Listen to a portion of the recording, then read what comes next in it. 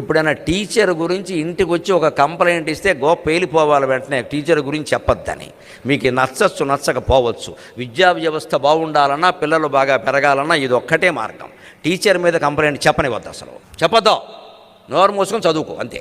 ఎవరో భయంకరంగా కొట్టేసే టీచర్లు ఉంటే వేరే విషయం, అది మనం వెళుతూ సర్లేరా నేను చూస్తానులే అని చెప్పి మనం వెళ్ళి అడగాలి. వీళ్ళని తీసుకుని వెళ్ళి అడగకూడదు, వీళ్ళ ముందు టీచర్ని నిలబెట్టి మాట్లాడకూడదు.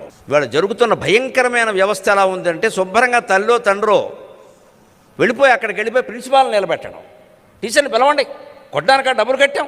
ఇలా మా నాన్న మా అమ్మ మాట్లాడకపోవడం వల్ల ఇవాళ ఇన్ని వేల మంది ముందు నేను మాట్లాడగలుగుతున్నాను. నమస్కారం మీకు అందరికీ, నమస్కారం.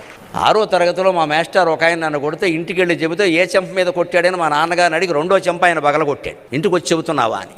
మళ్ళీ అప్పటి నుంచి ఎప్పటి వరకు ఏం చేసినా ఎవరికి చెప్పుకోలేదు, కొడతారేమో అని. తండ్రి ఇచ్చిన ట్రైనింగ్ అటువంటిది. టీచర్ మీద నేరం చెబుతున్నావు నువ్వు, ఇది శతకం. నచ్చదు, ఈవేళ అసలే నచ్చదు చాలామందికి. ఆ టీచర్లు ఏమన్నా గొప్పవాళ్ళే ఖచ్చితంగా. మనం వీడికి నేర్పాలంటే పిల్లాడికి ఖచ్చితంగా, మన పిల్లడదే తప్పది. ఆచార్యునికి ఎదిరింపకు, టీచర్కి ఎదురు చెప్పద్దు, లేకపోతే వ్యవస్థ నడవదండి.